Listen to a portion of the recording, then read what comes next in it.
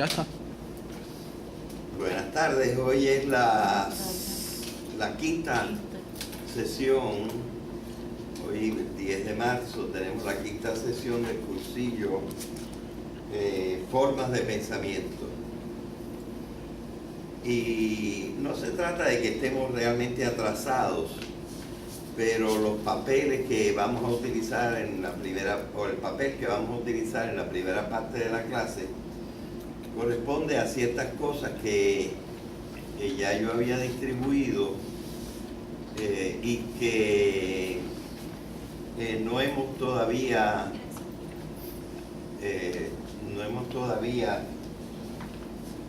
comentado. Así que por eso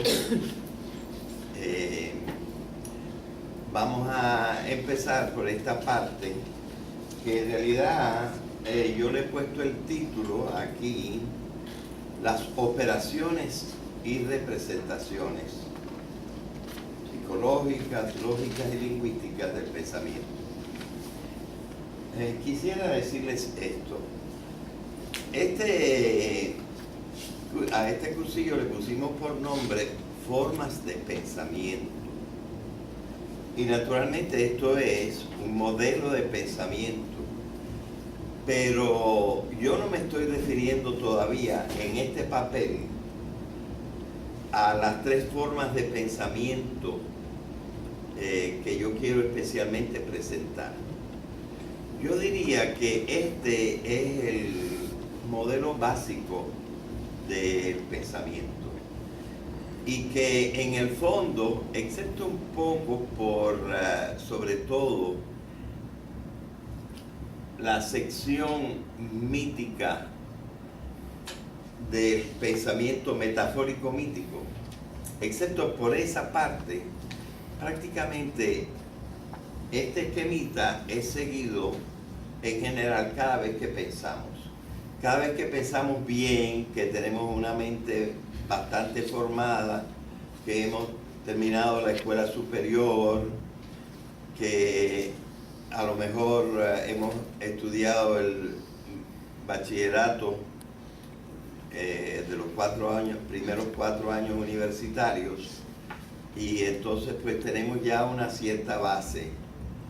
Así que esta base, el esquemita este, es una versión de 4 o 5 tentativas por diferentes profesionales de la educación de investigar cómo debemos enseñar y cómo debemos enseñar a que los muchachos piensen.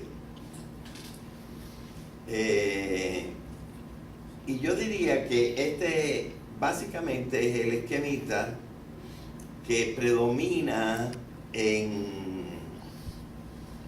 Occidente. La cultura occidental, más o menos seguimos este esquemita. Es verdad que las partecitas que están subrayadas o resaltadas en amarillo son cosas que no han aparecido claramente en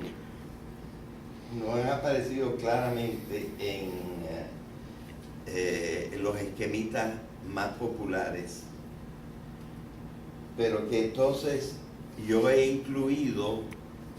No quiere decir que nadie haya pensado, por ejemplo, en juzgar, pero no lo incluían como una operación básica del pensamiento. De manera que por eso es más bien el vocabulario el que, en cierta manera, en las partes esas que están resaltadas en amarillo, yo he incluido. También otra cosa que yo he hecho es cambiado un poco el orden de 1 o 2 procesos u operaciones, ¿verdad? Las operaciones, como que algunas le he cambiado el orden.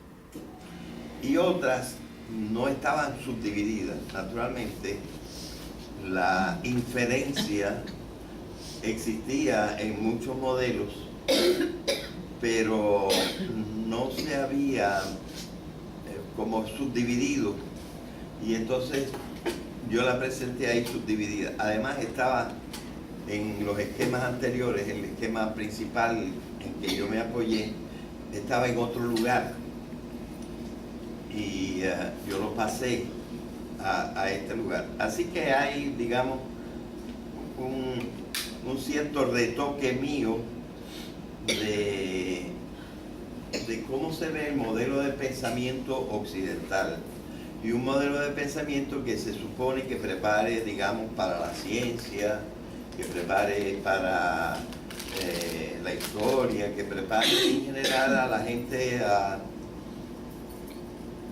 a conocer las cosas básicas.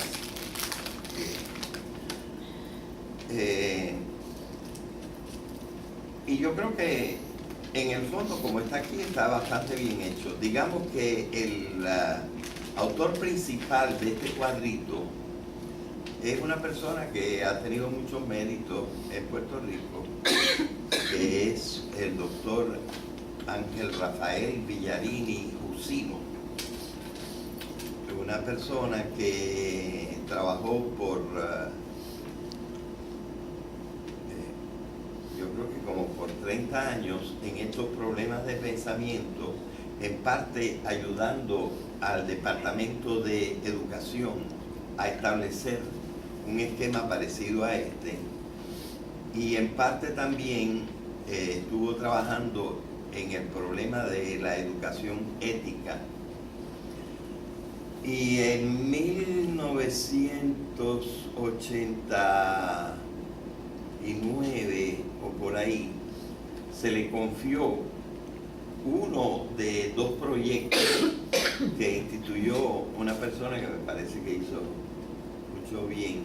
Instituyó el doctor Agrait, el que fue presidente de la universidad, a recomendación, que esto es muy importante porque este es realmente el que pensó, del doctor Manuel Maldonado Rivera. No es Manuel Maldonado Denis, sino Manuel Maldonado Rivera, que fue después por 15 años o más el director del College Board en Puerto Rico y la proyección latinoamericana del College Board, y que ahora está retirado, pero vive todavía, una gran persona. Y yo creo que a lo mejor él mismo fue el que recomendó que encargaran al doctor Villarini de este proyecto. El proyecto se llamó Proyecto de Desarrollo de Destrezas de Pensamiento, y fue el que celebró 23 encuentros nacionales e internacionales de educación y pensamiento. Desgraciadamente, el último que se celebró aquí en Ponce, en el centro del pueblo, con base en la Escuela de Arquitectura y en el municipio de Ponce y en el Teatro La Perla, en el 2011. Lo que ha pasado es que el doctor Villarini se retiró, está trabajando mayormente en República Dominicana. Yo trabajo con él desde 1990 por lo menos, aunque yo asistí al encuentro de 1989 y solamente me he perdido uno por enfermedad, uno que se celebró en Cartagena de Colombia, porque lo hemos celebrado internacionalmente en diversos lugares. Este es un movimiento que en realidad ha sentado las bases para, digamos, una corriente del pensamiento en Puerto Rico, sobre todo en las cuestiones de educación.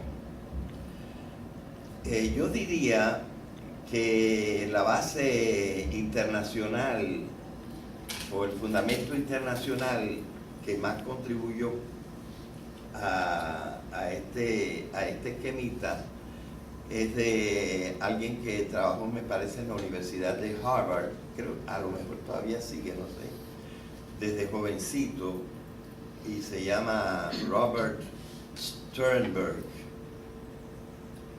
Pero tiene contribuciones evidentes de Piaget, contribuciones anteriores también, de Montessori y de muchos otros educadores, ¿verdad? Sí. Pero aquí también hay cosas bastante aristotélicas, ¿no? O sea que... Yo me estoy refiriendo a esto. Sí, por eso. Por ejemplo, la primera vez que yo vi el término silogismo y deducción e inducción lo vi en el contexto de la lógica aristotélica. Ah, claro. Bueno, yo tengo que decir que las columnas, esta y esta, en cierta manera, yo las incluí aquí para que se viera la relación. Es decir, básicamente el esquemita era esta columna,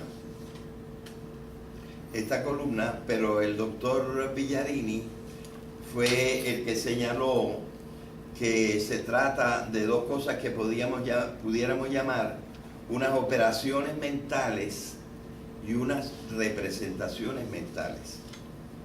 En el fondo, esas dos cosas ya yo las había puesto en algún otro lugar de lo que hemos escrito en los resumencitos sobre el pensamiento, ¿verdad? Así que se trata de una cosa bastante conocida y precisamente algunas de las cosas yo las cambié aquí de lugar porque no correspondían con las cosas aristotélicas, ¿verdad? Entonces, para ponerlo más o menos en orden y que la gente que ha estudiado lógica pues vea a qué se relaciona lo que han pensado Sternberg y otras personas, ¿verdad? Que son sobre todo esta columna de las destrezas, ¿verdad? Entonces, pues yo le agregué esto otro para que nosotros tuviéramos una opinión un poquito más amplia de lo que significa y de lo que comporta el pensamiento, ¿verdad? Así que vamos a ver. Y naturalmente, una de las cosas que dijimos aquí en clase, pero no le hemos todavía dado más atención, no sé hasta qué punto le podremos dar atención si queremos terminar lo básico, pero en realidad es extra básico, es el concepto de abstracción, ¿verdad? Por eso le dije la realidad y la abstracción sería parte del título de esta clase también, ¿verdad? La abstracción está centrada aquí. Esto es lo primero que es verdaderamente bien ya directamente abstracto, el concepto. Las otras cosas, pues, quizá todavía no alcanzan completamente la abstracción, pero se hacen precisamente para llegar a la abstracción. Por eso, las operaciones mentales se suceden aquí en la forma en que lo hace este papel, ¿verdad? Uno primero tiene que llegar a construir el concepto. El concepto de las cosas que aparecen aquí es lo primero abstracto. Y aquí nos encontramos con algunas cosas que ya nosotros hemos querido presentar. Es decir, evidentemente, cuando hemos hablado de la realidad, hemos empezado a hablar de la materia, hemos empezado a hablar de la vida, hemos empezado a hablar del intelecto. Estoy sin haberlo expresado completamente todavía, pero estoy procurando llevar a la idea que el intelecto está muy ligado a la biología, ¿verdad? Que sin biología evidentemente no habría pensamiento. Y evidentemente no hemos estudiado la base, la percepción, por ejemplo. La percepción, en cierta manera, siendo todavía más física, pues es la que permite que observemos, ¿verdad? Y aquí lo primero de que se habla es de observar.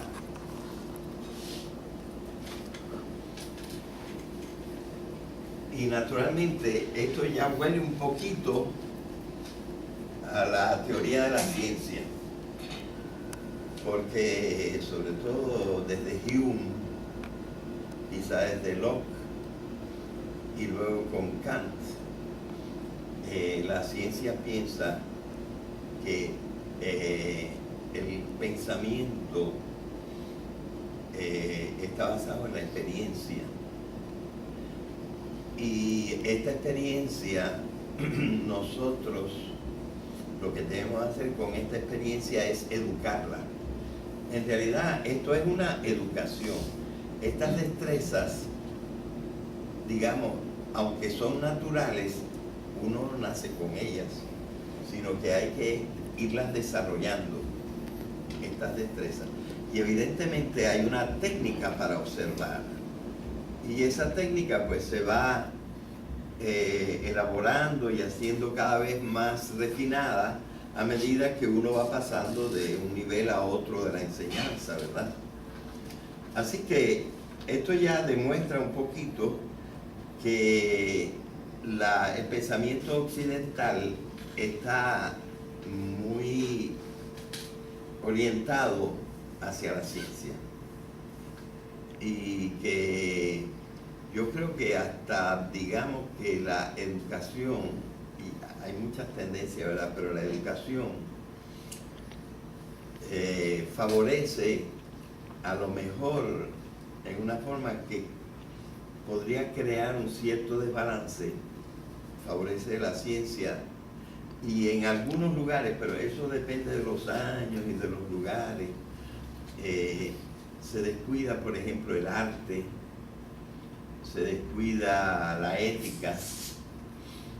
Precisamente la educación ética fue una de las cosas que paralelamente con esto trató de desarrollar en el Departamento de Educación el doctor Villadini, con un especialista colombiano que se llamaba el doctor Cañón. Así que esto ya va indicando cuáles son sus raíces, ¿verdad? Y las raíces occidentales evidentemente han favorecido mucho la parte de la experiencia. Hoy en día, curiosamente, incluso en los cursos de filosofía de la ciencia, pues se es un poco escéptico de que la única raíz sea la experiencia.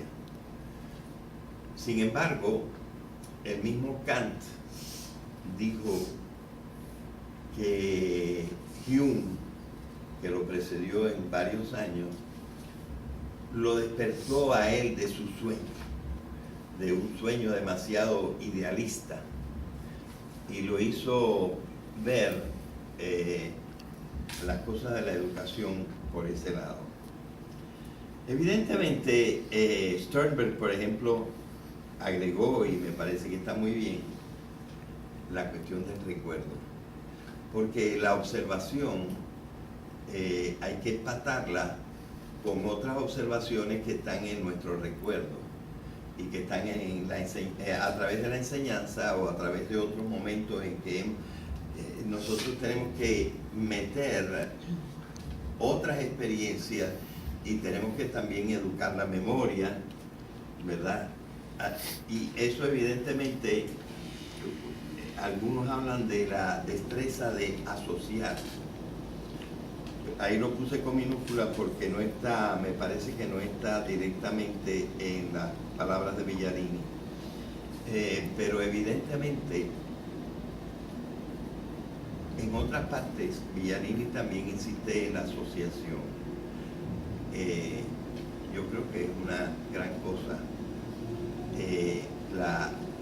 Uno tiene que asociar cosas que no son iguales para precisamente ponerlas en relación, porque también pudiéramos decir que pensar es poner las cosas en relación. Y aunque las cosas directamente no estén relacionadas por ser una la causa de la otra, son cosas colaterales, etcétera, y uno tiene que ir creciendo hacia la integración de los diversos conocimientos que uno tiene, ¿verdad? Y entonces, pues, cuando ya uno tiene un cierto caudal, que unas partes vinieron de una observación directa de la realidad y las otras vinieron de recuerdos de estudio y de cosas por el estilo o de experiencias pasadas, pues entonces es evidente que no todo es igual.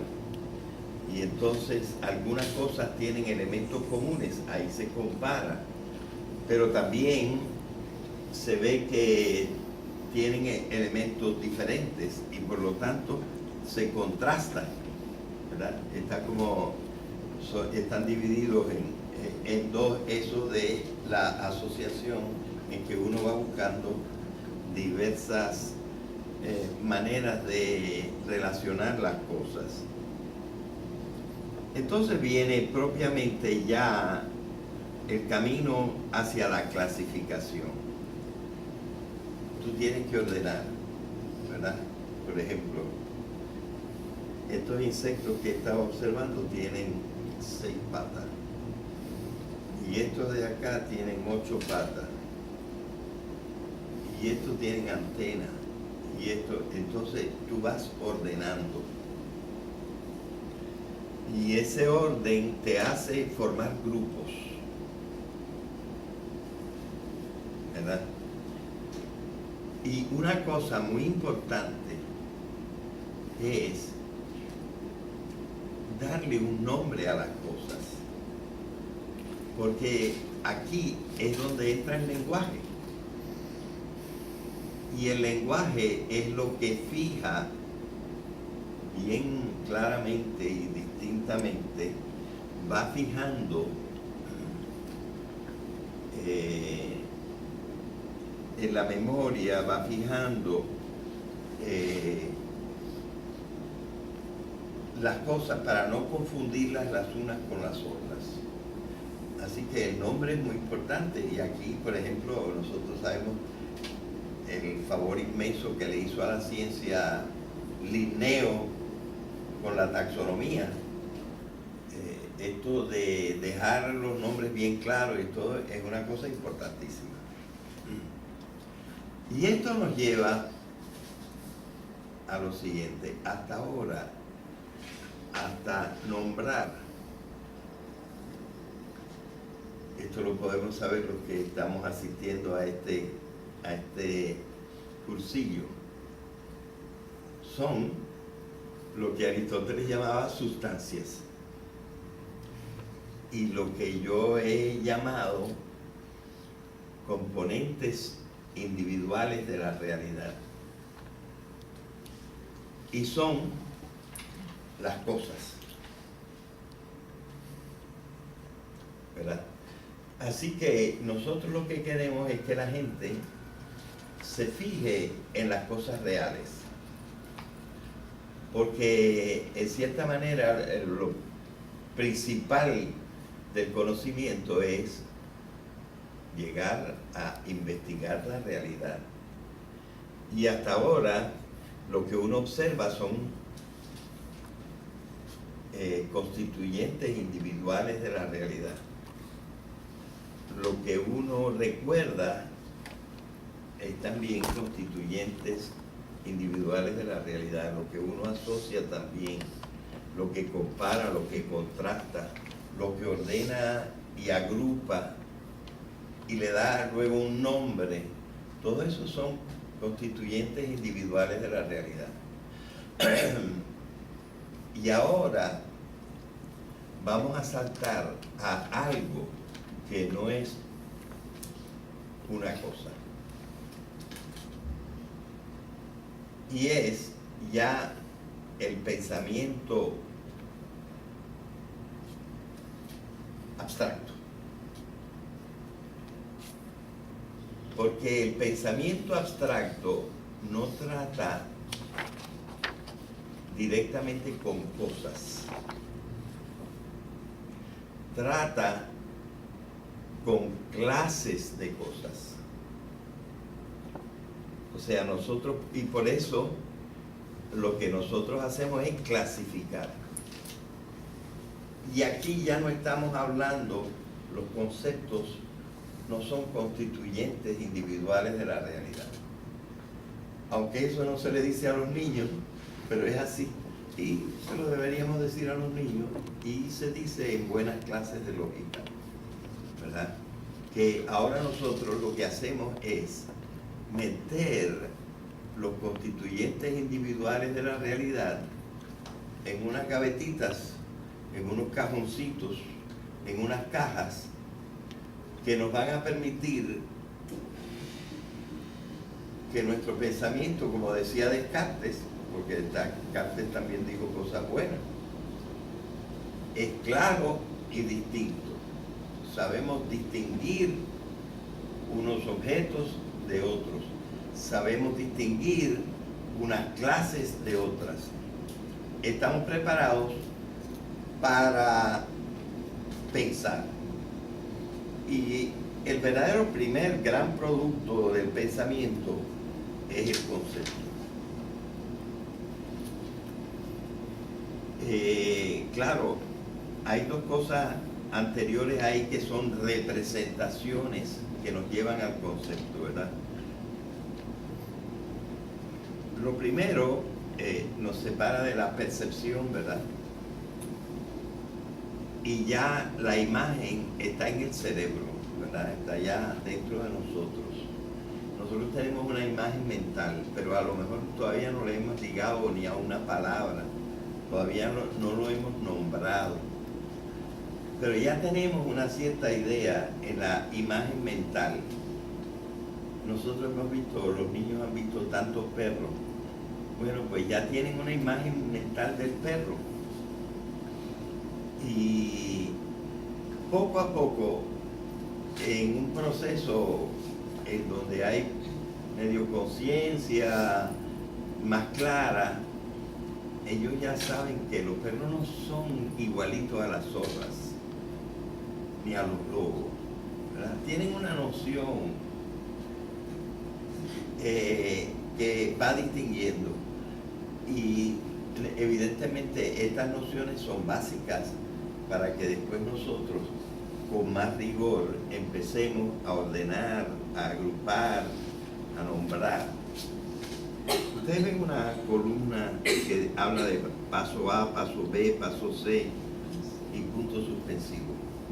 Es que en un librito, nunca demasiado elegantemente editado, pero sí impreso, que se llama Destrezas de Pensamiento, Villarini, decía, alertaba sobre los diferentes pasos que hay que dar en la observación, los diferentes pasos que a lo mejor se pueden dar en el recuerdo, y así durante toda la lista de destrezas que él empezó, sobre todo antes hablando de destrezas, después cambió a grupos más amplios, con lo que quizá podemos meternos después, que él llamó competencias, que no es exactamente tan inmediato y particular como las destrezas, sino que uno es competente para esto, es competente para lo otro, después de la educación, etc. Pero quizá todavía no nos hace falta aquí hablar de eso. Claro que el concepto en la lógica tiene una correspondencia con un término. Y nosotros sabemos que, por ejemplo, en el silogismo, pues nosotros tenemos 3 términos, uno de los cuales está en la premisa de arriba y el otro está el mismo está también en la premisa de abajo, y por eso este término se llama el término medio. Pero entonces hay un término que luego va a ser el sujeto de la conclusión, y hay otro término que va a ser el predicado de la conclusión. De manera que nosotros tenemos que, cuando estamos estudiando lógica, la lógica nos ayuda a poner en orden el pensamiento y ver que es bastante importante tener una idea clara de un lenguaje ordenado, ¿verdad? Y los términos entonces están relacionados entre sí afirmativamente, negativamente, son universales, son particulares, tienen diferentes condiciones y uno tiene que analizar esos términos. Pero entonces todo está centrado en que nosotros tengamos una idea abstracta de cómo están organizados los componentes individuales de la realidad. Y por ejemplo, estos componentes individuales de la realidad que nosotros podemos haber estado observando son, y lo podemos poner en singular, es el caballo. Ese sería un ejemplo, ¿verdad? El caballo es ya una idea. Concepto de idea es más o menos la misma cosa. Es una idea. Esa idea está realizada en unos seres que sí existen individualmente y que son componentes individuales de la realidad. Y es el caballo del mío Cid, el caballo de Napoleón, el caballo de Alejandro Magno y mi caballo, el que me regalaron, porque yo solo estaba pidiendo a Dios en la comunión que me regalaran un caballo y me lo regalaron. Se llamaba Merengue. Él también era un componente individual de la realidad,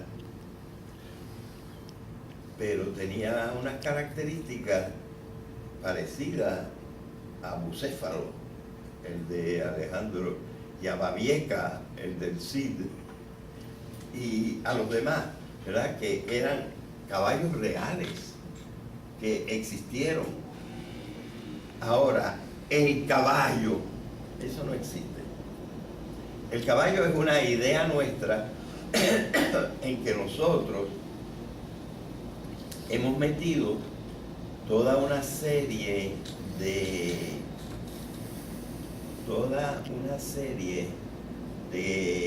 componentes de la realidad que se nos parecen.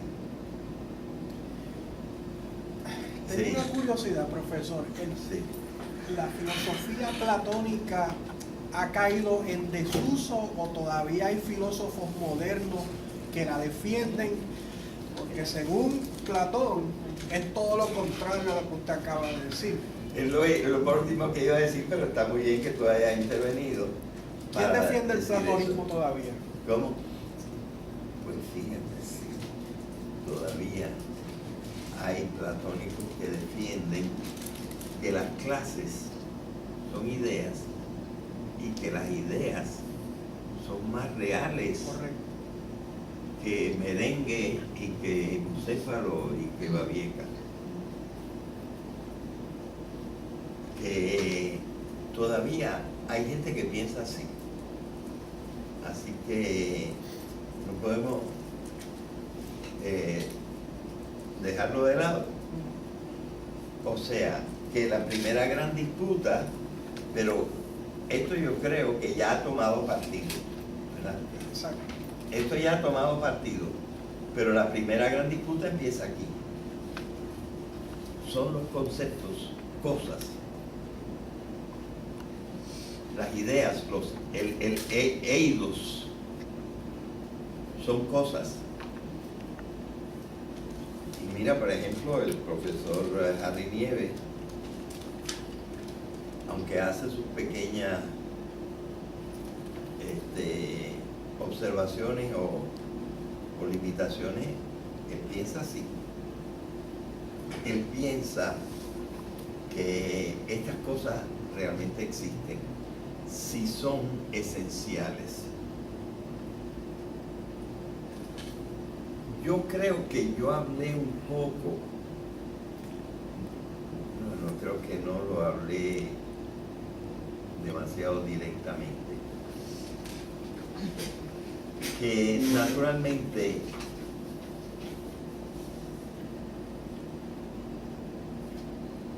lo que realmente existe, según los platónicos, son las cosas esenciales.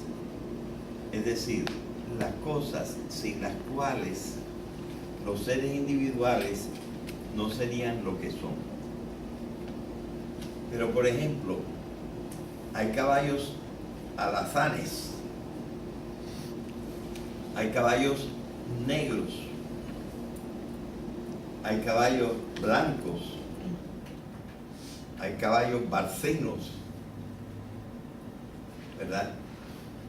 Y para ser caballo no necesita ser ni negro, ni blanco, ni barcino, ni alazán. Entonces, estas cosas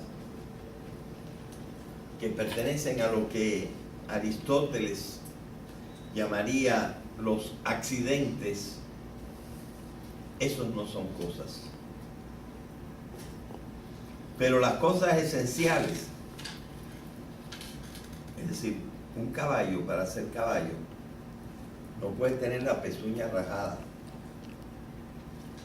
Tiene que tener la pezuña enteriza, como también los burros, los onagros, las cebras y quizá algún otro animal tengan también, y pertenecen a la clase de los solípedos, que es una clase más amplia que la de los caballos.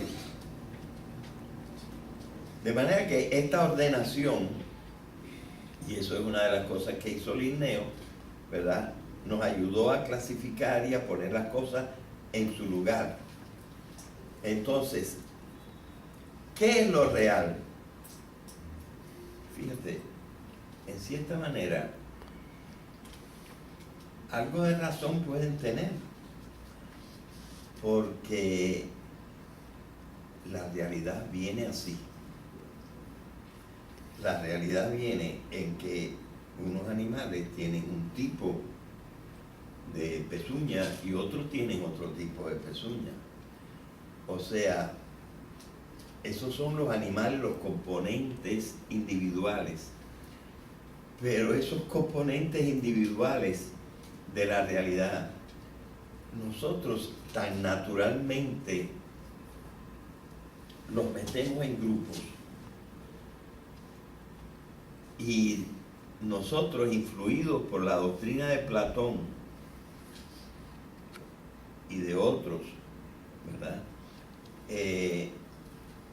ya tenemos eso tan connatural en nuestro cerebro que, usando una palabra que nos dijo, ¿cómo es el primer nombre tuyo? Wilfredo. Nos dijo Wilfredo. Aquí nosotros podemos usar varias palabras. Una palabra es, podemos reificar. Reificar una cosa que no es un res, una res. Es decir, nosotros lo convertimos en nuestra cabeza en una cosa, porque nos es tan natural que nada, creemos que existen, pero en realidad es un pensamiento. La reificación también se puede llamar con una palabra griega. Nosotros ontologizamos las cosas. Ontos quiere decir ser. Los convertimos en seres. Es una tendencia que nos viene bastante naturalmente, pero quizá algunos de nosotros en la reflexión no nos parece que a estas cosas las debemos llamar ni seres ni cosas, sino simplemente clases de cosas. Claro, en el lenguaje, prácticamente, bueno, hay lenguajes que no tienen el artículo, pero el lenguaje los reifica, porque le ponemos el artículo, y el artículo es lo que va con un sustantivo, es decir, con un nombre que indica una sustancia. Así que en el fondo ese es también el problema, que el lenguaje te empuja un poquito a reificar las clases, ¿verdad? Y esto pues nos confunde. Y por ejemplo yo puedo decir también, ¿verdad?, agarra a la perra que se va a escapar, y yo lo que estoy queriendo decir es agarra a Cleo, mi perra. Ese es el ser real. A la perra, ¿verdad?, le estoy aplicando la clase a mi individuo, ¿verdad? Así que es el lenguaje, en cierta manera, el que nos empuja a no ver claro en este detalle, ¿verdad? Yo creo que nosotros deberíamos insistir un poquito en que los conceptos son clases, no cosas. Y esto nos ayudaría bastante porque si alguno leyó el artículo mío que les dije que estaba por ahí sobre la abstracción, ese artículo observa que Luz Amelia, a lo mejor usted fue maestra, ¿verdad? Sí. Y verdad que hay veces que hay profesores que para que los muchachos se metan algo en la cabeza, uno trata de no decir nada abstracto, sino meter todo concreto, porque evidentemente a cualquier niño le es más fácil atender a lo concreto que atender a lo abstracto. Y entonces hay una especie de resistencia en la educación a poner a los muchachos en el pensamiento real, en lo que verdaderamente es el pensamiento. El pensamiento, hasta cierto punto, está ya cuando nosotros conocemos que el mundo está ordenado y que tiene cuadraditos o gavetitas, como queramos decirle, en que nosotros podemos meter diferentes grupos de constituyentes individuales de la realidad, ¿verdad? Y sí. Perdone que lo interrumpa, es que no, quería aprovechar la oportunidad para aportarle que yo soy un fanático de leer cosas que rompen prejuicios, ¿no? Ajá. Y uno de los prejuicios, en ese punto que usted está hablando de la abstracción en la educación, Pues uno de los prejuicios es que a los niños se les enseña matemáticas mejor con chinas y botellas. Ah, sí. Pues leí un artículo donde demuestran que si se les enseña conceptos matemáticos moviéndose solamente en el campo abstracto, sin cosas tangibles, aprenden mejor que traduciendo eso a cosas. Eso sí, nosotros las cosas tratamos, y materiales entonces donde se confundimos enfocan. a los muchachos. Hubo un profesor en Vieques que le enseñó, que él, de hecho, él fue a, creo que era una escuela superior y pidió los que peor estuvieran Sí. en matemáticas y les enseñó por un método aparte, que Alterno. tengo el libro, que no es el que enseña normalmente, sino es un Pues concepto ese es lo que rápido. yo necesitaba. Todavía lo puede aprender. Eso de perro viejo no aprende trucos nuevos, eso es mentira. Es tremendo el libro. Y de hecho a todos los volvió los mejores en la escuela, Sí. en matemáticas. Y fue, por cogerlo así, fue un año lo que estuvo con ellos. Así es. Y yo creo que nosotros tenemos que insistir, ¿verdad? Y yo estoy El libro es ancho, pero perfectamente puede. de acuerdo con usted, ¿verdad? Y yo doy el ejemplo también del muchacho que digo, eso ya está puesto en uno de los resúmenes, que primero el muchacho brega con las cosas, luego el muchacho puede bregar con imágenes de las cosas, y finalmente debiéramos llevarlo a bregar con conceptos de las cosas. Sí, cuando están en los primeros grados, sobre todo en preescolar, son bien literales. Claro, y hay que empezar por ahí. Pero yo creo que una de las cosas que hay que hacer es sacarlos de ese nivel.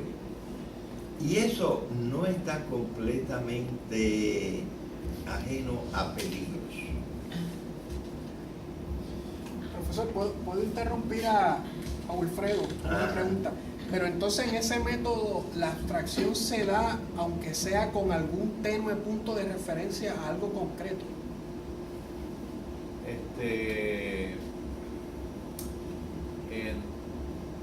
No sé. Yo creo que no hacían referencia a lo concreto. Era todo número abstracto. Pero no sé, después hablamos con más calma. Sí, sí. Porque yo creo, veo la utilidad y lo novedoso lo importante de tratar de trascender el nivel de lo concreto, de lo particular y ser capaces de generar abstracciones a partir de esos particulares, pero en mi mente se me hace un poquito difícil ver cómo tú puedes empezar por lo abstracto sin de alguna forma u otra relacionarlo a particulares. Sí, pero fíjate que no empezamos por lo abstracto, porque toda esta lista, hasta clasificar, son cosas concretas. Exacto. O tal vez me expresé mal, o sea, cómo pensar en algo abstracto sin tener aunque sea un punto de referencia en los particulares. Claro, sí. Y yo decía que incluso, y aquí también entra lo occidental, ¿verdad? El muchachito en su casa, que apareció ahora en el patio de mi casa, una zorzal pichoncita que se le cayó a los padres del nido y piaba. Y si ahí hubiera estado un niño, él, mira papá, mira, qué linda. Y luego, mira el pechito blanco, mira la línea negra, qué linda. Y el papá le dice, sí, niño, aprende, eso es un zorzal. Y entonces switchó, cambió, le hizo así el switch de la parte emocional, artística, de admiración de la naturaleza, a la parte intelectual, y cree que le hizo dar un salto tremendo al muchacho. Y por otra parte, lo que hizo fue troncharle en parte la idea de que también tiene que desarrollar la empatía, tienes que desarrollar una serie de cosas. Porque ahora nosotros estamos estudiando el pensamiento, lo hemos metido en una caja, lo hemos separado de la emoción, lo hemos separado de lo que yo llamo la conación o de la conducta, ¿verdad? Y entonces, enfocados y preocupados en hacerlos pensar como se debe, olvidamos otros aspectos de la educación, ¿verdad? Así que, pero además, porque, como decía Hume, ¿verdad? Tienes que hacer primero la experiencia de la cosa que está ahí, ¿verdad? Pero no te puedes detener. De ahí tienes que salir para adelante y tienes que empezar al mundo de lo abstracto.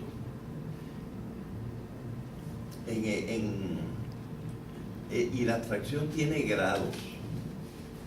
En el artículo sobre la abstracción, yo puse un ejemplo en que lo logré, me parece, distinguiendo bastante,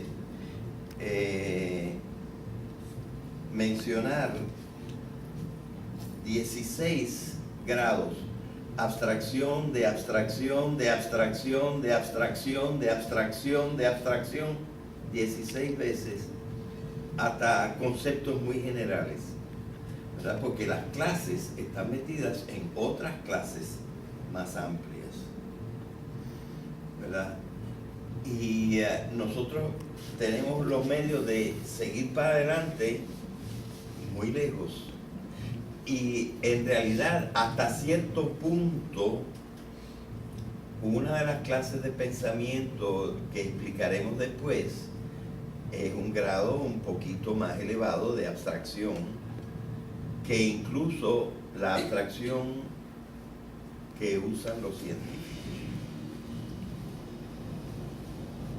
Porque los científicos tienen cierto miedo de dejar el ámbito de lo real, y lo que es verdaderamente real son las cosas, cosas, son los componentes individuales de la realidad, que a veces van en todos, pero esos todos están subsumidos en otros todos, y en otros todos, y en otros todos, ¿verdad? Y este trabajo es un trabajo bien difícil, y cuando hablemos de la síntesis voy a hablar de esto, ¿verdad? Pero ya ven ustedes que pues aquí hay que bregar. Los puertorriqueños a veces temen usar la palabra bregar, pero es una palabra castellana, y aunque bregar es algo físico, pero metafóricamente se puede hablar de bregar en el sentido de manipular los conceptos, manipular las cosas que nosotros observamos, etcétera, para tener una idea clara. Porque en realidad, y yo creo que por ejemplo que la segunda parte de esta clase, si llegamos a ella, esta parte que yo expresé en el segundo papel, no sé si lo tienen por ahí, que lo llamo el pensamiento y la realidad. No es este. No sé dónde lo dejé. Él lo tiene, ¿cómo se llama el segundo papel? La realidad y la aparición en ella del pensamiento. Ajá, exacto. En las cosas reales, ¿cuándo aparece en el pensamiento? Aparece en el hombre. Eso es lo que quiere decir eso, ¿verdad? Y allí, pues, estamos utilizando bastante una abstracción y otra abstracción y otra abstracción, y hablando de fenómenos y dándole nombre a fenómenos en una forma que todo un discurso abstracto, ¿verdad? Bueno, Una pregunta, profesor. Sí. Si no me equivoco y usted me corrige, si el término filosófico que se utiliza para referirse a una abstracción que no tiene ningún vínculo con las cosas particulares específicas, si no me equivoco, se llama a priori. Es una idea a priori, o concepto a priori. bueno, lo que se llama a priori pudiera ser, a lo mejor, ordinariamente se le aplica, o por lo menos Kant lo aplicó menos a los conceptos y más a los juicios, Ok, que son el paso siguiente. ok, vale. Es decir, juzgar algo antes de haberlo visto en las cosas particulares. Por ejemplo, a lo mejor nosotros podemos pensar en esto a priori y decir, lo más no puede salir de lo menos. Y esto, por ejemplo, sin embargo, ¿y cómo salió el hombre del Australopithecus? Que es una de las cosas que nosotros tendríamos que pensar, ¿verdad? Pero un juicio que se puede hacer a priori, que en realidad hasta cierto punto está basado en la experiencia, pero no directamente, es ese juicio. Lo más no puede salir de lo menos. Pero ahora lo tenemos que explicar y ver cómo se puede justificar eso. Y hay una justificación fabulosa del filósofo francés todavía viviente, aunque tiene 90 y tantos años, Edgar Morin, que dice que eso que parece más en las cosas que salieron de lo menos no vienen de la nada, vienen siempre del entorno. Y entonces lo que ha pasado es que el entorno ha sido absorbido por el ser individual y el ser individual ha subido de nivel. De la misma manera, y es el mismo concepto de la emergencia que hemos estado tratando, ¿verdad? Bueno, esto es para explicar el ejemplo que estábamos diciendo, que es lo más y lo menos. Sí, Kant decía, incluso, una cosa que está disputada y que me gustaría repasar más. Yo he escrito sobre ello, pero siempre hay que darle otra mirada cuando uno va a exponerlo, ¿verdad? Lo que se llaman los juicios sintéticos a priori. Porque los juicios analíticos, todos son a posteriori. Yo lo analicé, pero un juicio sintético a priori está en otro plano, ¿verdad? Pero bueno, aquí estamos pasando y ahora lo queremos hacer, pasar del concepto al juicio. Porque el concepto tiene algo de particular. Aunque esto esté como en el entorno, ¿verdad? Porque cuando yo digo, mira, un lagartito, bueno, yo metí el animalito que vi en una clase.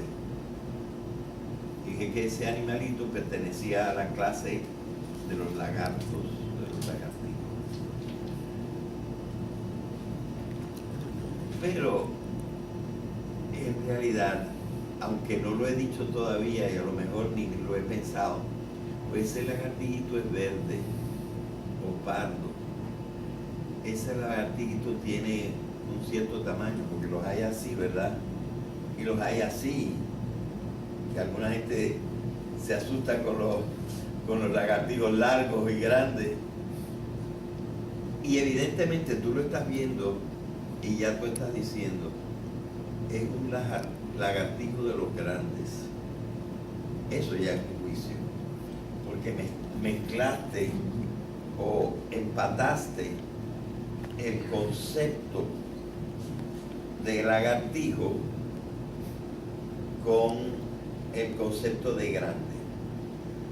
Y aunque no lo hayas dicho, ya está en tu mente.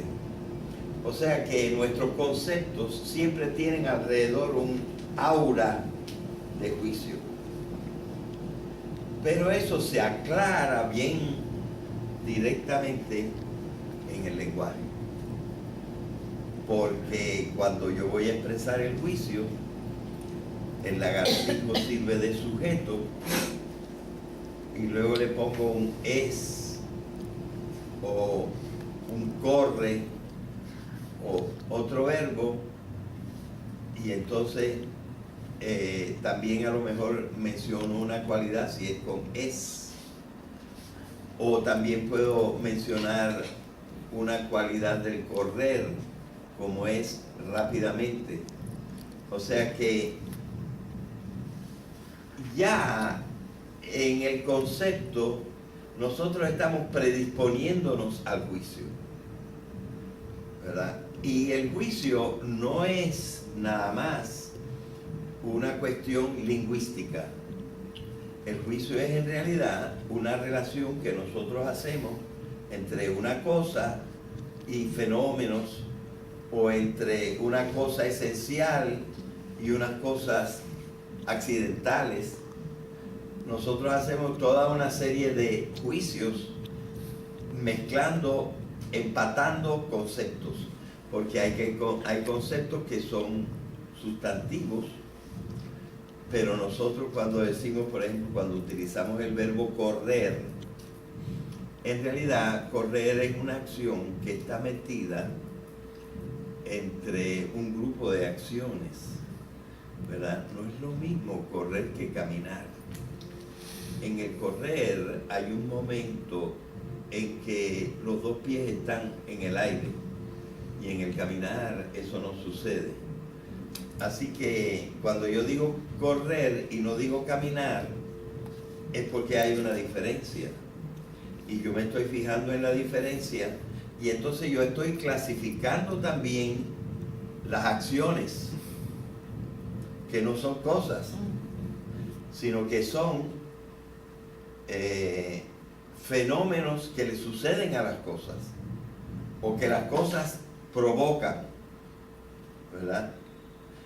Así que todo esto, nosotros, hay el concepto de correr, que es un concepto acerca de un fenómeno, y así sucesivamente, ¿verdad? Nosotros en la gramática lo hemos llevado a unos aspectos increíbles, pero déjenme decirles una cosa. Naturalmente, a mí siempre me ha encantado la gramática, y de chiquito yo era bueno en gramática, pero después yo enseñé gramática con la primera gramática que hizo la Real Academia Española, y me parecía un libro fantástico. Y esa gramática ahora está superada, y me compré la nueva gramática. Le falta el tercer tomo, no ha salido el tercer tomo, pero ya tengo el primero y el segundo, y es diferente de la otra gramática. Con eso quiero decir que no es que nosotros hayamos llegado al final del estudio del lenguaje, ¿verdad? Siempre todavía hay una serie de cositas. Evoluciona. Y evoluciona y mejora, y lo vemos desde otra perspectiva, ¿verdad? Y todo esto son conceptos, porque mira, cambian los conceptos. Y por ejemplo, entonces inventamos una nueva clase, la clase de modificadores. Cuando yo era chiquito no se hablaba de modificadores. Y ahora los modificadores pueden ser modificadores de los nombres, modificadores de los adjetivos, y no sé si hay más, modificadores de los verbos, ¿verdad? Y entonces nosotros vamos inventando. Y antes no existían, y ahora tampoco existen, pero el concepto lo tenemos. Y son conceptos en que nosotros vamos refinando una serie de maneras de ver la realidad a base de las clasificaciones que nosotros inventamos y que luego vamos tallando y perfeccionando las unas y las otras. Así que el juicio es poner en el fondo, en la práctica, si nos fijamos un poquito también en la última, el juicio es poner un sujeto al lado de un predicado. Y se dice que en realidad cualquier núcleo del predicado, que es el verbo, puede ser reemplazado dándole una vuelta por el verbo ser.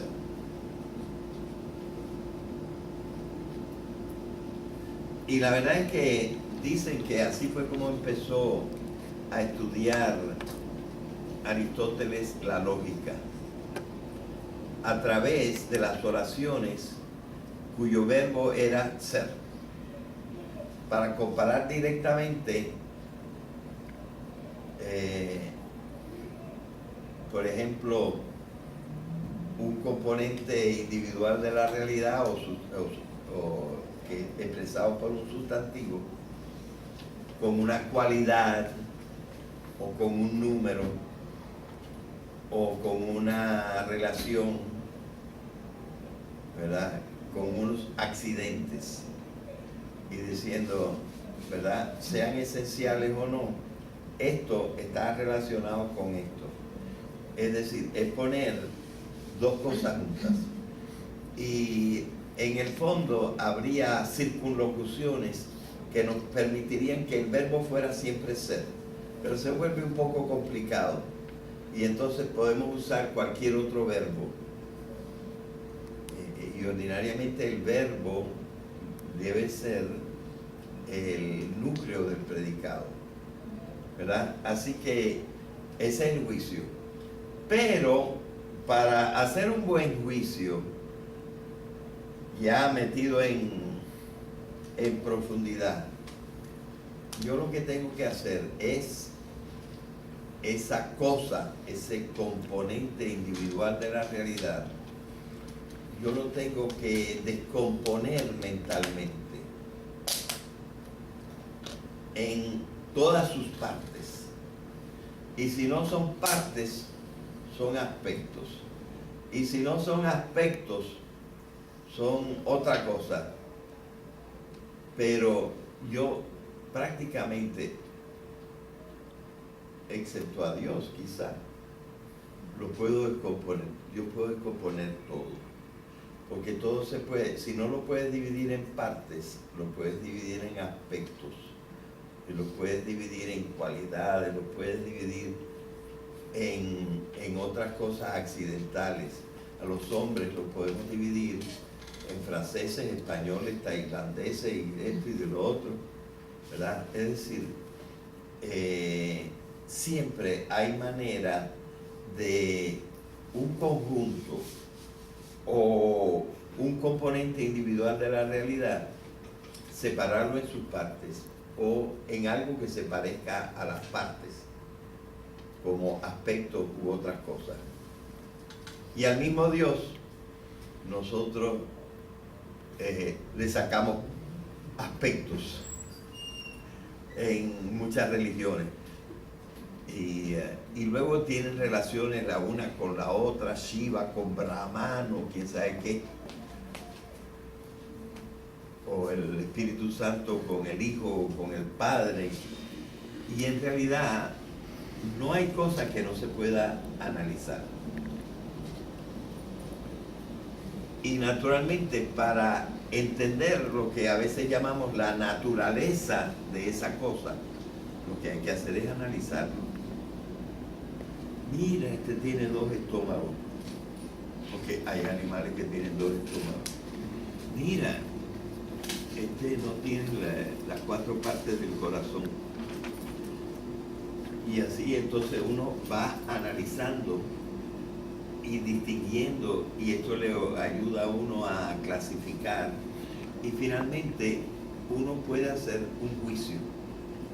Y aquí estamos hablando de los juicios a posteriori, ¿verdad? Que implican haber recorrido todo lo anterior. Eso es analizar. Pero analizar sí merece que nosotros mencionemos los 3 pasos que tiene. Incluso Villarini menciona más de 3 pasos. Pero yo simplifico porque el análisis propiamente yo creo que se puede resumir en 3 pasos. El primer paso es desmenuzarlo en todas sus partes que yo pueda encontrar. La segunda parte del análisis es, ya que tú lo tienes bien separadito, ver cómo se relacionan las partes entre sí. Y el ejemplo, cuando yo les explico el análisis a los estudiantes para después aplicarlo al análisis literario, pues les hablo del libro de las partes que tú encuentras en el Autoparts, un libro enorme, en donde por ejemplo te presentan una página donde está el motor y el motor está explotado, pero no está explotado completamente al azar, sino que te están poniendo este pin que va a entrar por este huequito, te lo están poniendo en una posición y te va diciendo, esto se inserta aquí y se atornilla, o este no se atornilla, etcétera. De manera que tú lo que tienes que hacer es encontrar todas las relaciones que tú puedas, y mientras más relaciones tú puedas encontrar, y además una cosa que yo creo que es importantísima, es tratar de darle un nombre también a las relaciones.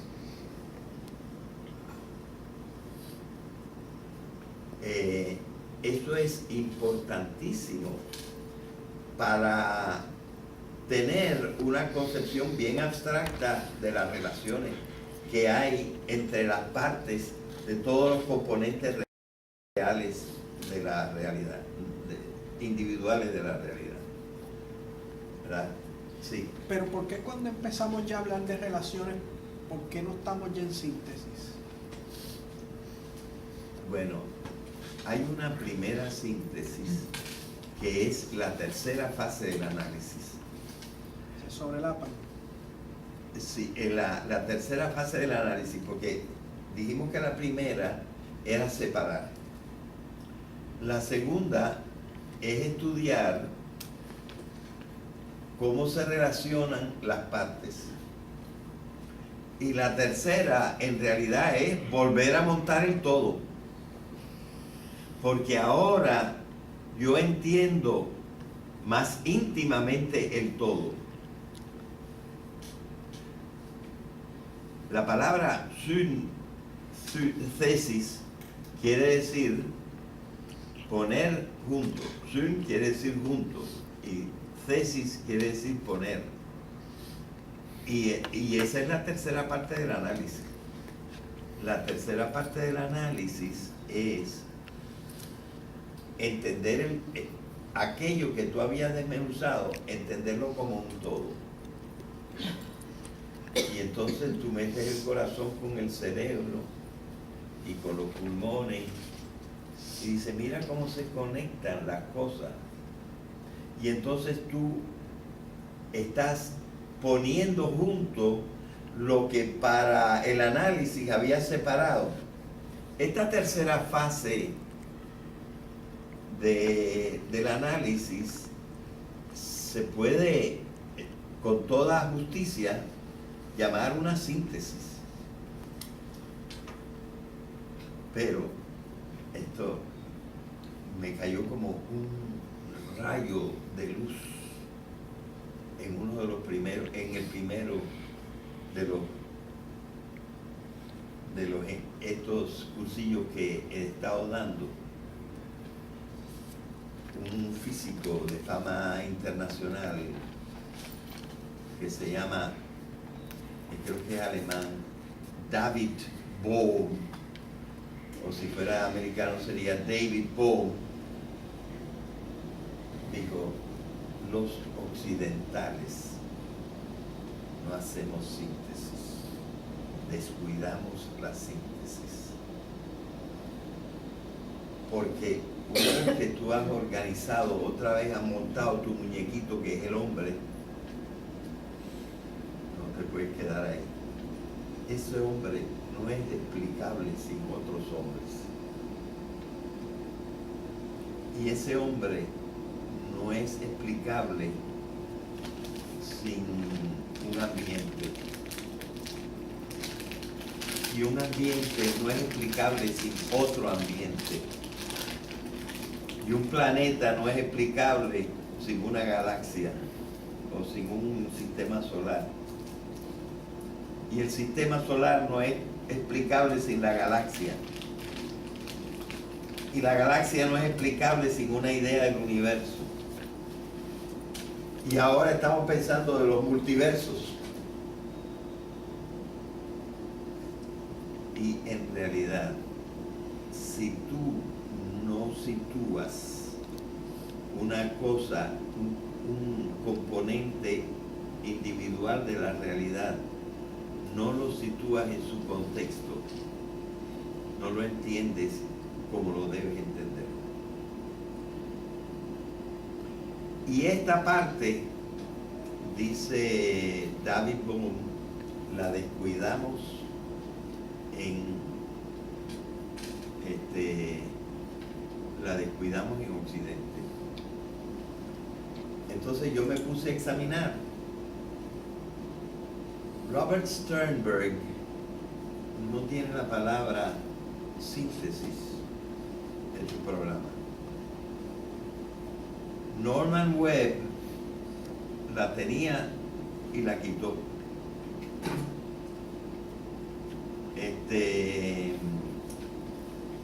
Benjamin Bloom la tenía y la quitó. Porque se contentaron con la síntesis implícita en el análisis, pero no siguieron para arriba. Y eso es esencial para entender al mundo. Esa es la razón por la cual nosotros, por ejemplo, hacemos la guerra y no vemos todas las relaciones que tiene la guerra con otros efectos en el mundo, además de ganar. Entonces, ¿qué concepto exacto tú puedes tener de la guerra si no lo metes en un algo más grande? Y en realidad, ¿qué idea de la realidad tú puedes llegar a desarrollar si la realidad no está unida? Y digamos que por ahí empezaron en estos últimos años una serie de artículos que yo he ido escribiendo en la revista Ceiba con esto. Los hombres no nos hemos puesto de acuerdo todavía completamente en la idea de que la realidad es una sola. Y en ese artículo que yo he llamado La visión de la unidad de la realidad, yo digo, los que más se han acercado a la síntesis son los físicos. y los científicos en general, ellos conciben la realidad como un todo. Pero si después tú te vas a los filósofos, allí cada uno piensa lo que quiere. Y digamos que ni la mitad creen que la realidad es una. Y el primero, digo, el que ahora resalta más que ninguno, Descartes, ¿verdad? Pensando que la realidad está compuesta de dos cosas incompatibles la una con la otra, porque las dos son cosas, las consideran cosas.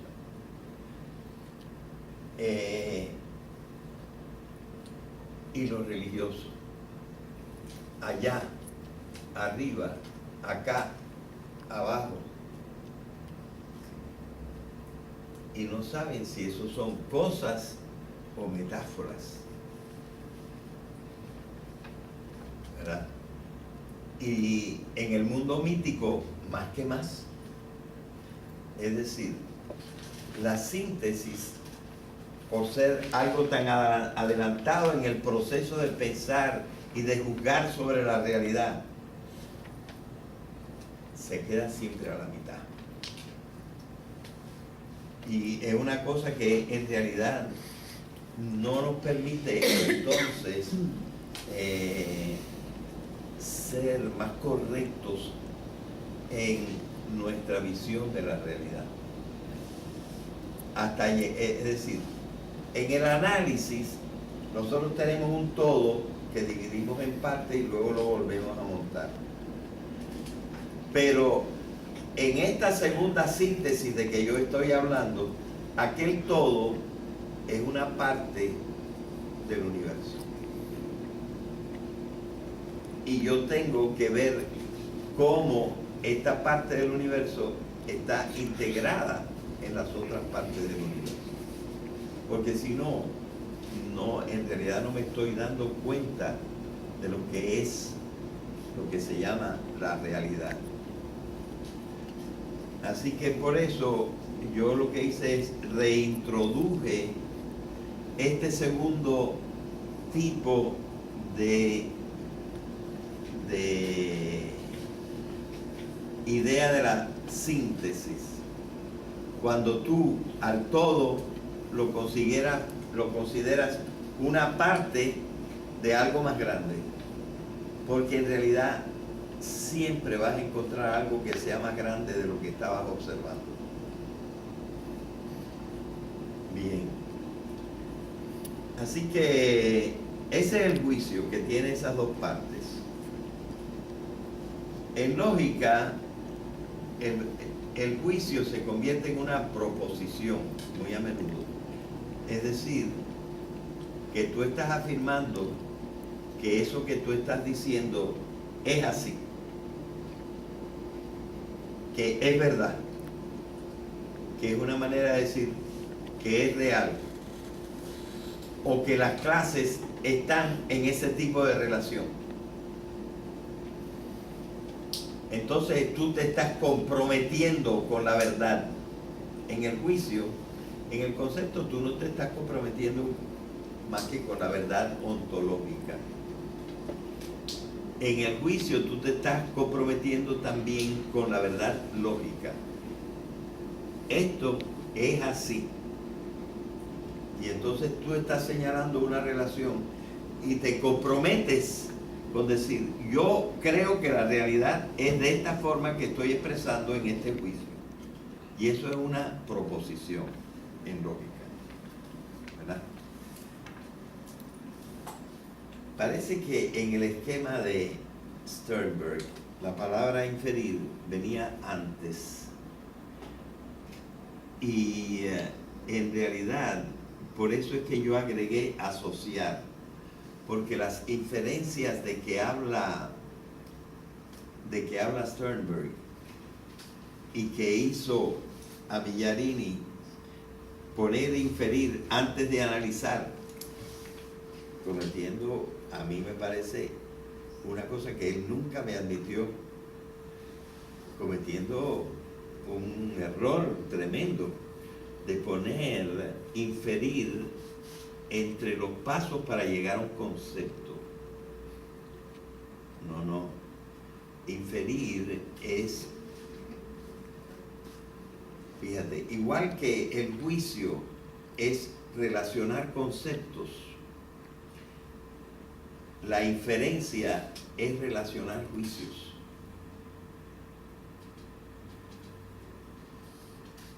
Entonces él decía que Sternberg, para enseñarle a los niños, los enseñaba a asociar, pero parece que usó la palabra inferencia.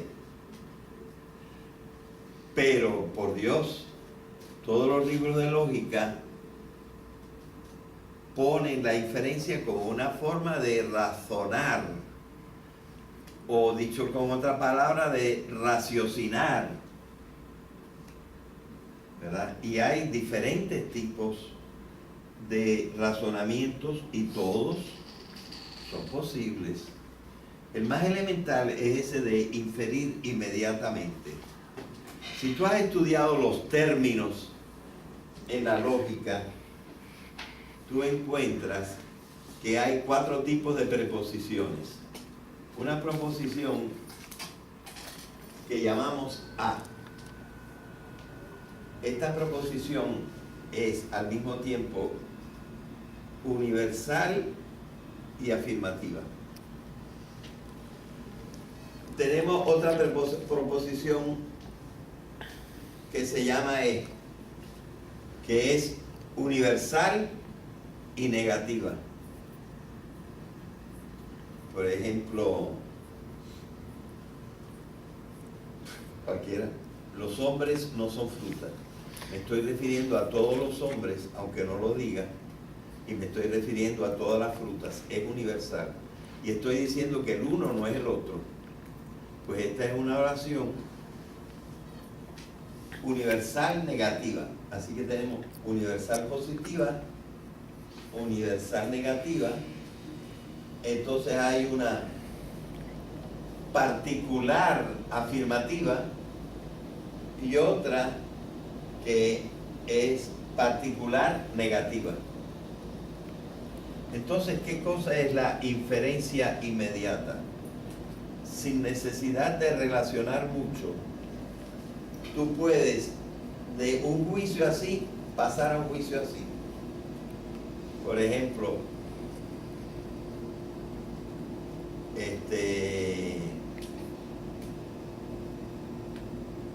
las ovejas son blancas. Cualquier oveja, esta oveja que yo tengo aquí es blanca. Si fuera verdad, pero yo paso de la proposición dicha de todas las ovejas a mi ovejita.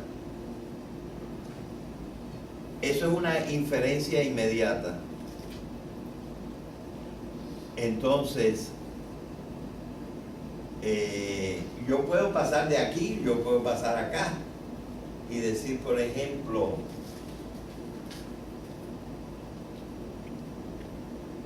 esta ovejita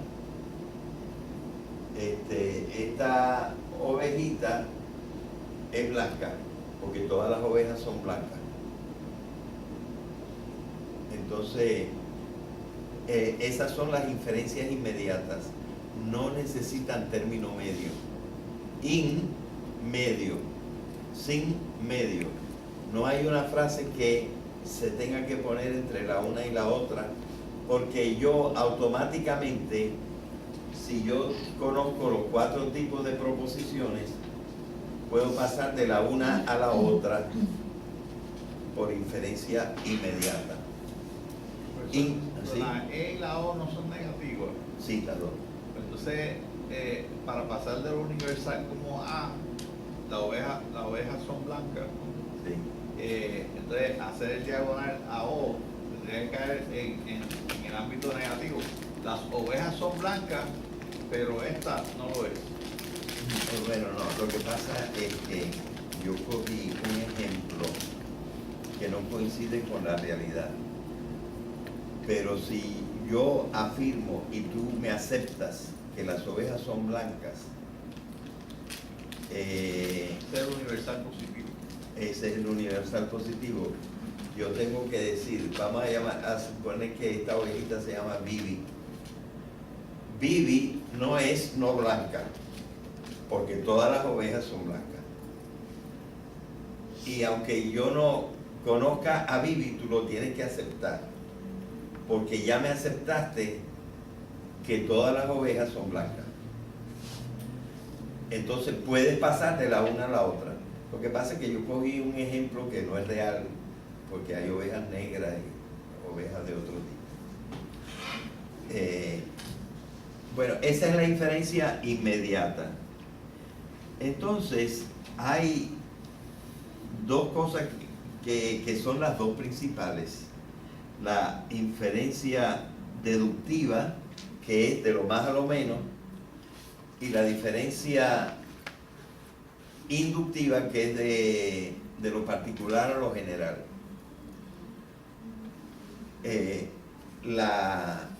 La perfecta inferencia, pero que es un poco repetitiva, es un poco tautológica, pero es perfecta porque no tiene ninguna manera de ser falsa, es la inferencia deductiva. Si tú dices todos los hombres son mortales y tú afirmas también que Sócrates es hombre, no hay manera de negar que Sócrates se va a morir,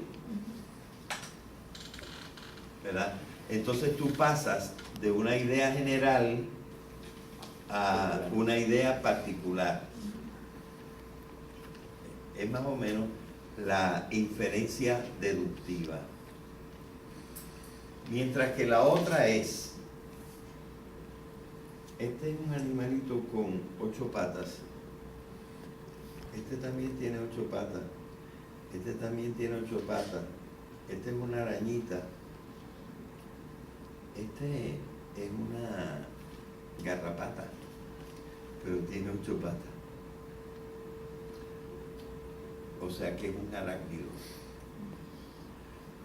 Y entonces tú sigues. Lo que pasa es que cuando llegas a 1000, dice, ya no voy a encontrar ninguna que no tenga 8 patas. Y entonces sacas la conclusión. Los arácnidos tienen 8 patas.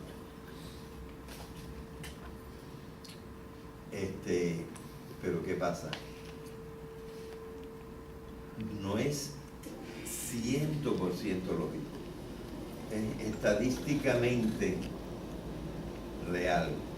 Pero si tú te encuentras la primera que no le que se le han arrancado una pata, sino que nada más tiene 7 patas o 6 patas, la encontraste, se te destruyó tu inferencia, o la verdad total de tu inferencia. Y una de las cosas que pasa es que ordinariamente la ciencia trabaja con la inferencia inductiva.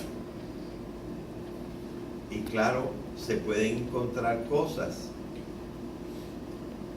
Hace una semana encontré que ahora están diciendo que las proporciones, el tamaño del protón es mucho más chiquito de lo que se pensaba. ¿Lo leíste? Sí. Y que eso arregla ciertas cosas en la física cuántica. Yo no lo entendí todo, pero nosotros vemos que siempre lo que nosotros habíamos inferido inductivamente puede no ser como pensábamos. Pero de todas maneras, como nosotros no podemos revisar todo el universo, pues de alguna manera nosotros tenemos que basarnos en la inferencia inductiva también. Es una manera de relacionar juicios.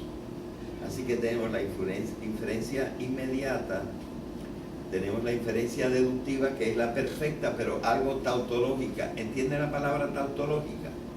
Tautológica dice que lo blanco es blanco, lo negro es negro, lo grande es grande y lo chiquito es chiquito. Es decir, es repetir. Y en cierta manera, pues, la inferencia deductiva se acerca a la tautología. Si todos los hombres son mortales, ya yo no tengo ni que pensar, ¿para qué me dice que Sócrates es hombre? Lo único que lo hace es para tener un hombre aquí y hombre acá, de manera que tengas un término medio y que se empaten lógicamente. Pero es una tautología que tú adelantaste mucho ahora para saber cómo es el mundo. Ya tú suponías que Sócrates se iba a morir, como todo el mundo.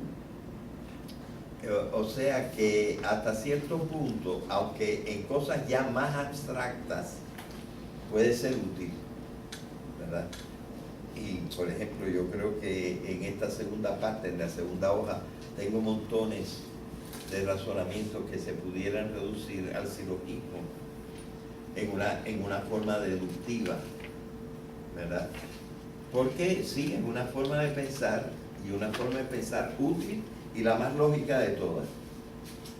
Pero está la forma inductiva, en la que se basa la ciencia mayormente, aunque la ciencia hace también otro tipo de razonamiento. Bien, y entonces yo en esta edición cambié la palabra, porque aquí decía inferir analógicamente, y me di cuenta que debería haber dicho análogamente, porque no es exactamente igual. Análogo quiere decir parecido, pero hay el pensamiento analógico, que también le llamamos a veces pensamiento análogo. Es un pensamiento muy trabajado y muy perfecto, que entonces por eso sería bueno, y lo puse abajo en la nota, hay que distinguir análogamente, que quiere decir usando ejemplos, que analógicamente, que es con ideas abstractas relacionadas en una forma especial, cosa que vamos a estudiar en el pensamiento análogo, que es uno de los objetivos finales de esta clase, ¿verdad? Pero análogamente es una cosa que hacen todos los días las mamás y muchas otras personas, y que no están tan equivocados, que le dicen a los niños: mira, fulanito fuma y tú estás saliendo con fulanito, ya yo sé lo que va a pasar, que tú te vas a poner a fumar también. Y vamos a decir que sucede a lo mejor en el 60% de los casos, ¿verdad? Tú estás pasando de un juicio particular a otro juicio particular. Es una cosa que hacemos todos los días para muchas cosas. Estás hablando por teléfono mientras manejas. Vas a chocar.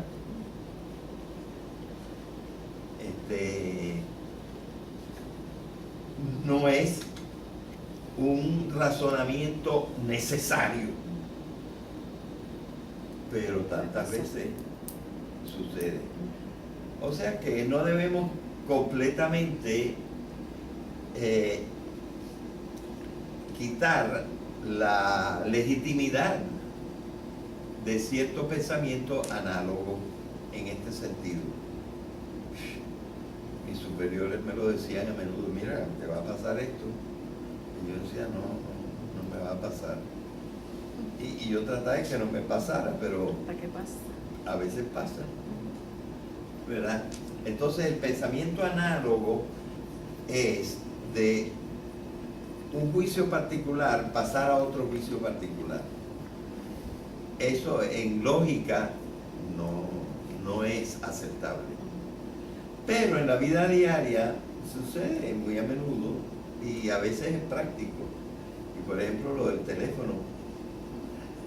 Yo una vez me volqué Y no me volqué porque iba hablando por celular. Pero me volqué porque al estar hablando por celular se me pasó la calle, volví para atrás por un lugar que no conocía, había un murito y ¡pam! Me tropecé con el murito y se me viró el Pathfinder que yo tenía entonces. Y es que es muy peligroso estar hablando por teléfono mientras vas conduciendo. Pero no puedes sacar que porque a Andrés le pasó, a Federico le va a pasar. No lo puedes afirmar desde un punto de vista lógico, pero tantas veces nos resulta que las cosas son así. Pero, profesor, digo, eso es la ley ahora.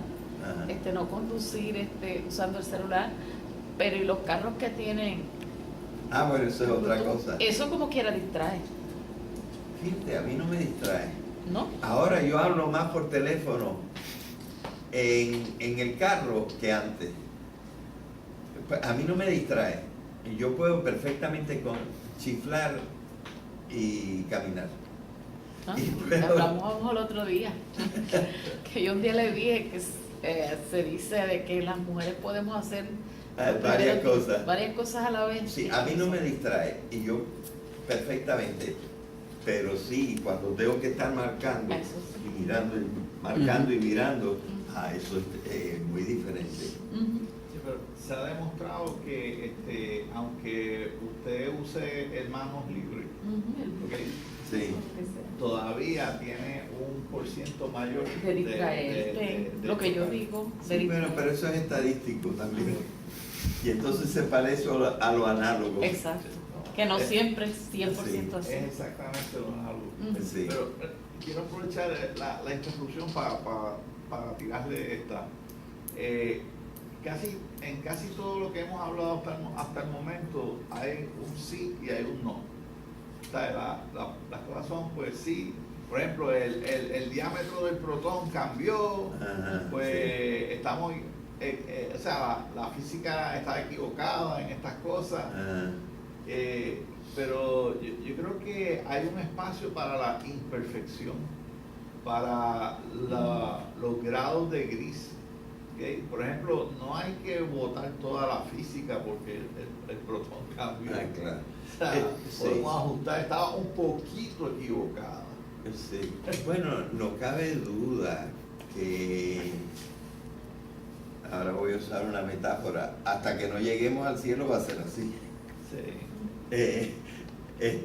No hay forma de que nosotros en algún momento lleguemos a la perfección del pensamiento, ¿verdad? Y a la percepción de la realidad tal como la realidad es. Algunos dicen que eso es completamente imposible. Así que estamos muy de acuerdo los dos sobre este asunto. Pues, por ejemplo, para poder tener alguna idea, tendríamos que, como usted dijo, ¿verdad?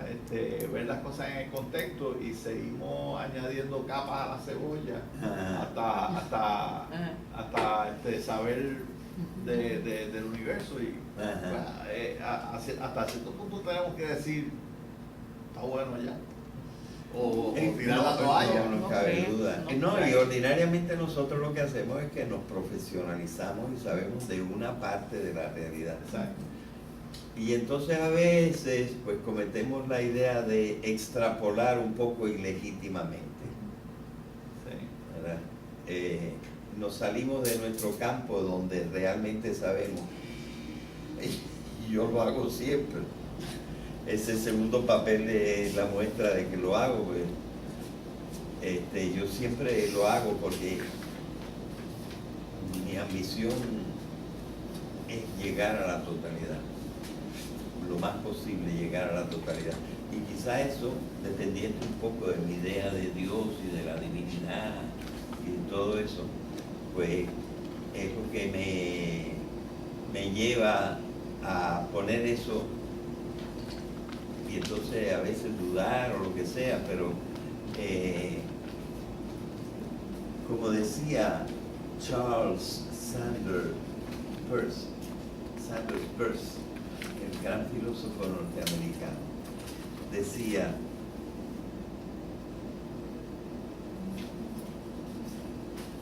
no hay juicios inductivos, no hay juicios deductivos. Bueno, sí hay juicios inmediatos. No hay juicio análogo, todo eso es basura.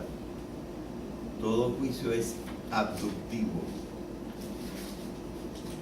¿Y qué entendía él por abductivo?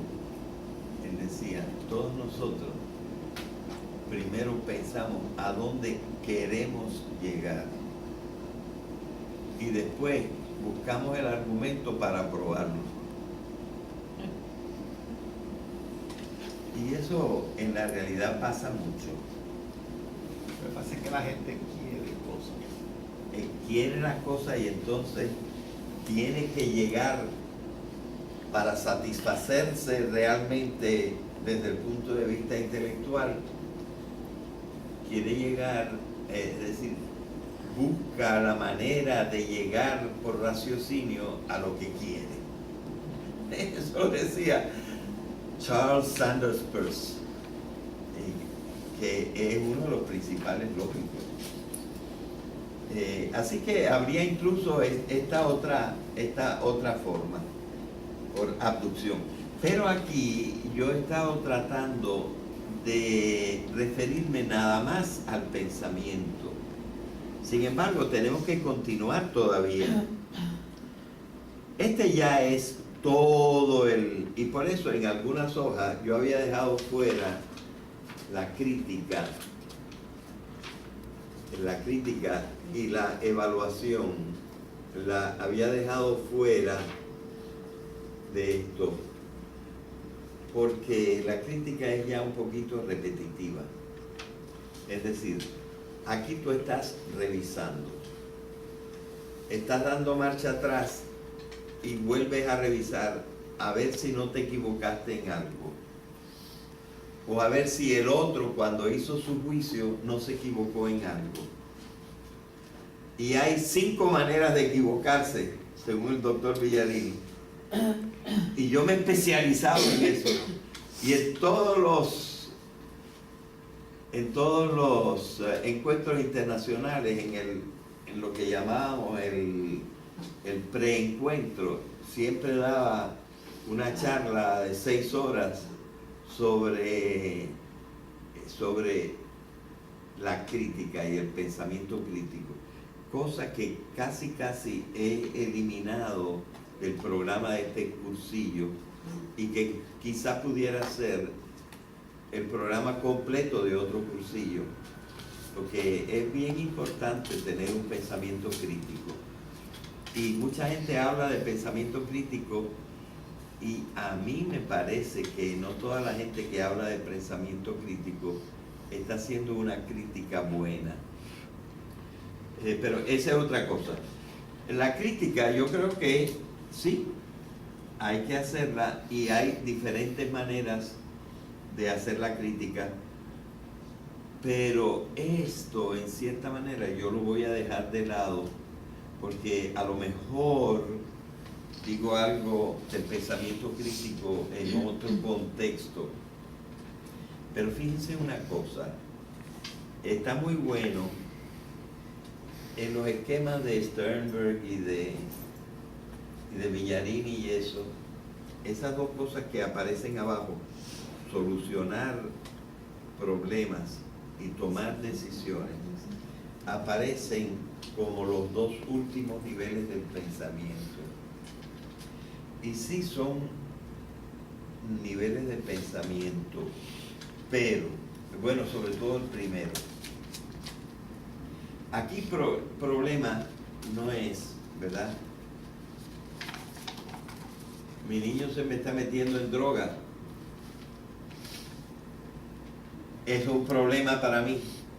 No está tomado en ese sentido, que es un sentido conductual. Está tomado en el sentido intelectual. Hay problemas intelectuales. tengo que resolver el teorema de Pitágoras. Y también tengo que resolver los problemas de física, como por ejemplo, yo voy a lograr que el cohete llegue a la luna. Entonces, aquí tengo que poner a funcionar las ideas de la física, ¿verdad? Y no se trata de problemas prácticos, se trata ante todo de problemas teóricos, porque yo me he querido concentrar en la parte del pensamiento. Esto es para estudiar el pensamiento.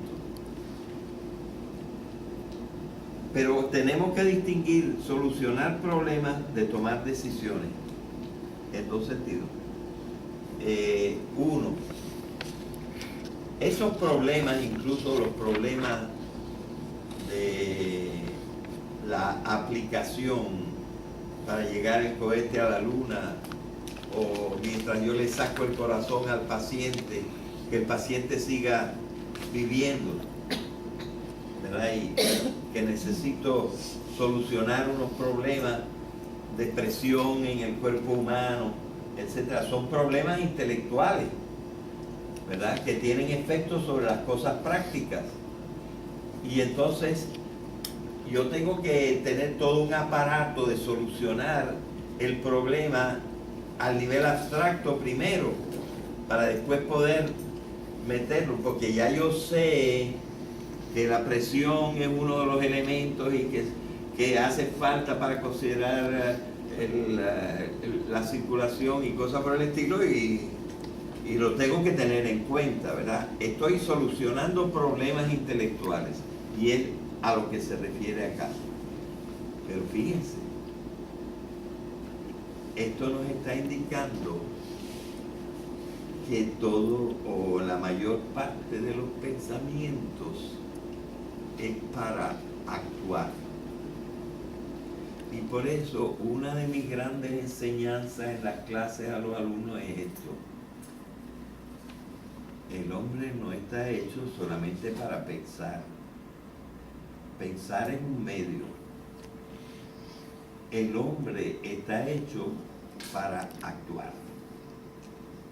Y nuestros pensamientos nos conducen a resolver los problemas para poder actuar. ¿Ya es la hora? Hace rato. No me digan. Bueno, vamos a terminar un poquito.